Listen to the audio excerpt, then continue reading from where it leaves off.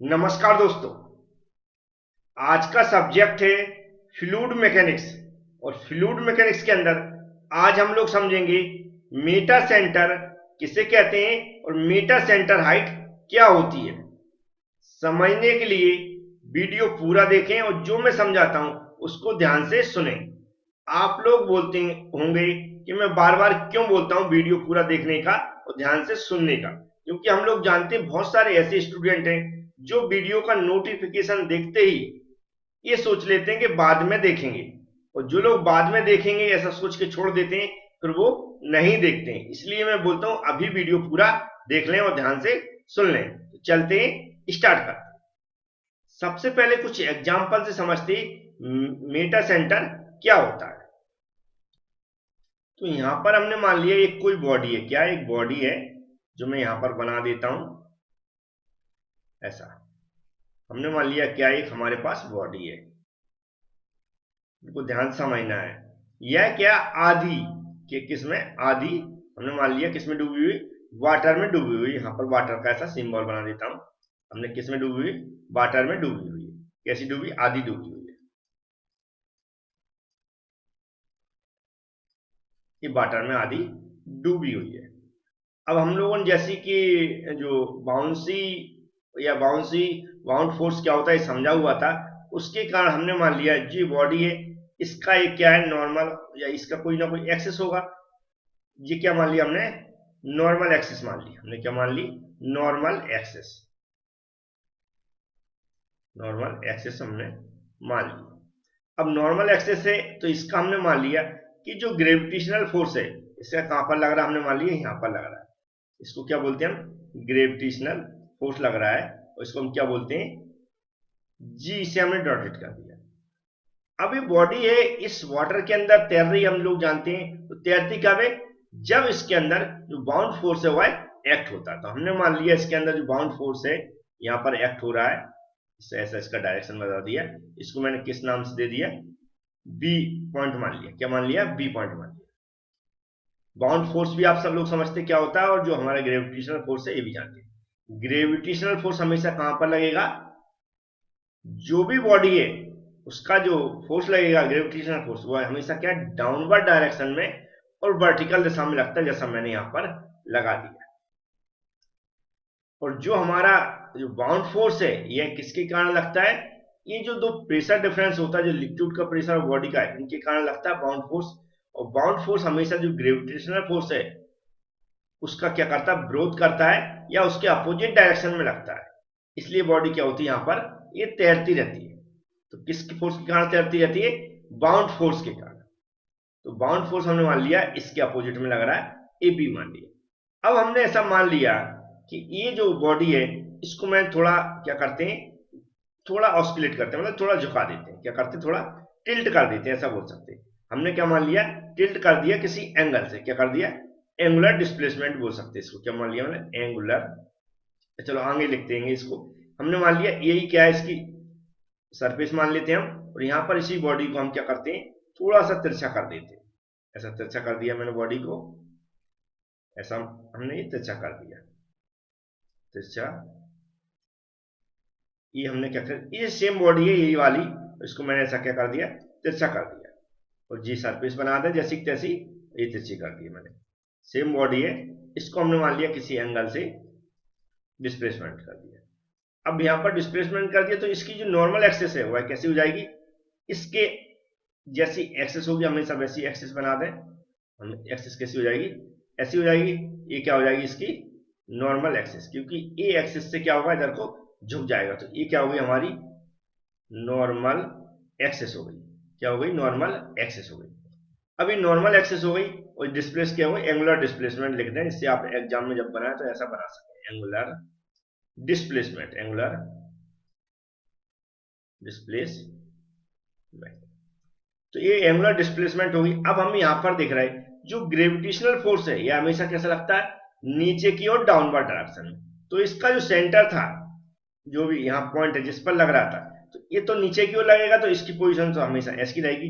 हम इसकी पोजीशन लगा देते हैं। ये हमें हमेशा कैसी रहेगी, वर्टिकल दिशा में, वर्टिकल दिशा में रहेगी।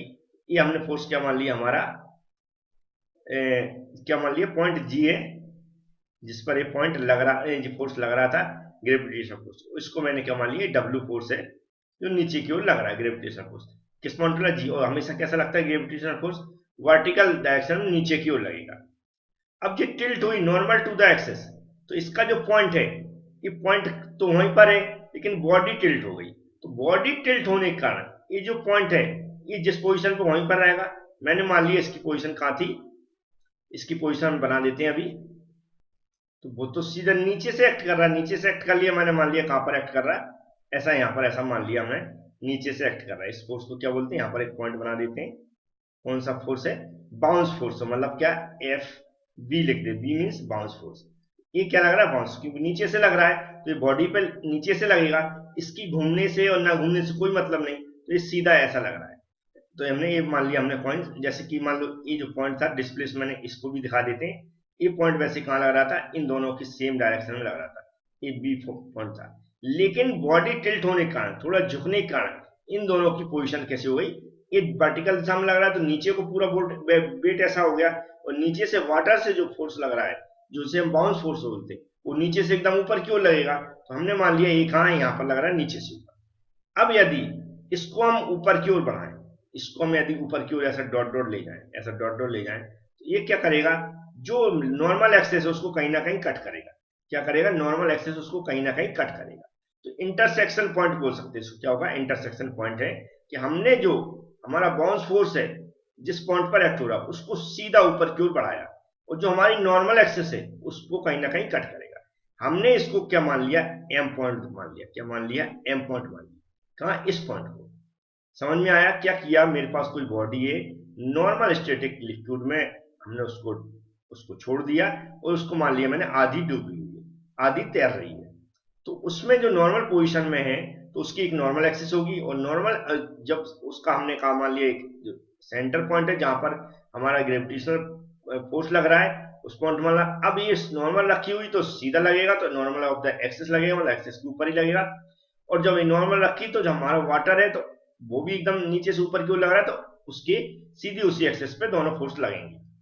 अब यदि इसको झुका देंगे तो बॉडी झुकेगी, तो जो नॉर्मल एक्सिस है वह कैसी हो जाएगी, वो भी, क्योंकि ये बॉडी की नॉर्मल एक्सिस है तो बॉडी के साथ झुक जाएगी किसी एंगल पे।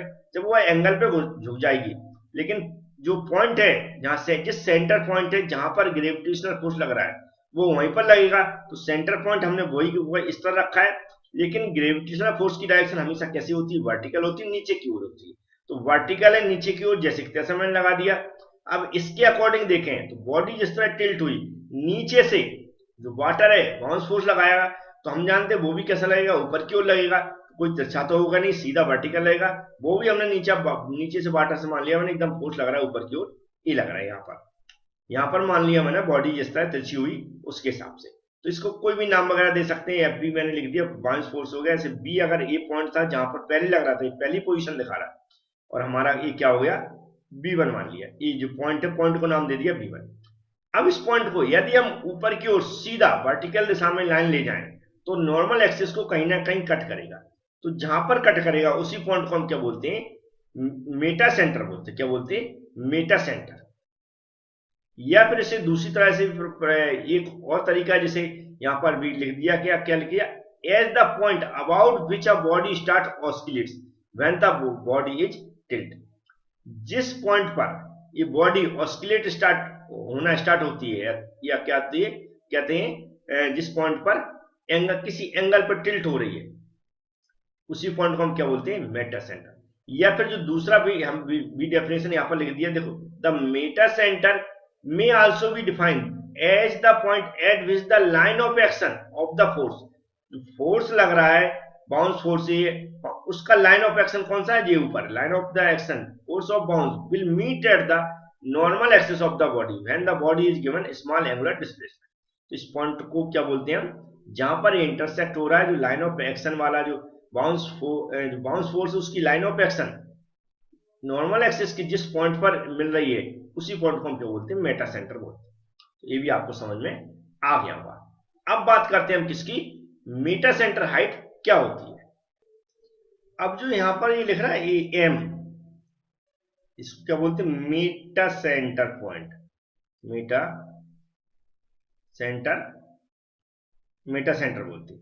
ये क्या होता है हमारा, ये क्या होता है, सेंटर ग्रेविटी, इसको क्या बोलते हैं हम, सेंटर ग्रेविटी। इन दोनों के बीच की जो डिस्टेंस होती है उसको हम क्या बोलते हैं, मेटा सेंटर हाइट। जो हमारा मेटा सेंटर है और जो हमारा सेंटर ऑफ ग्रेविटी है, उन दोनों के बीच की जो डिस्टेंस है उसे हम क्या बोलते हैं, मेटा सेंटर हाइट बोलते हैं। तो यहां पर सेंटर ऑफ ग्रेविटी लिख लें। सेंटर ऑफ ग्रेविटी मतलब इस बॉडी का पूरा वेट जिस पॉइंट पर केंद्रित हो रहा है, इस बॉडी का पूरा वेट जिस पॉइंट पर केंद्रित हो रहा है उसे क्या बोलते हैं, सेंटर ऑफ ग्रेविटी। और जो हमने अभी मेटा सेंटर पॉइंट निकाला, उन दोनों के बीच की दूरी को हम क्या बोलते हैं, मेटा सेंटर हाइट बोलते हैं।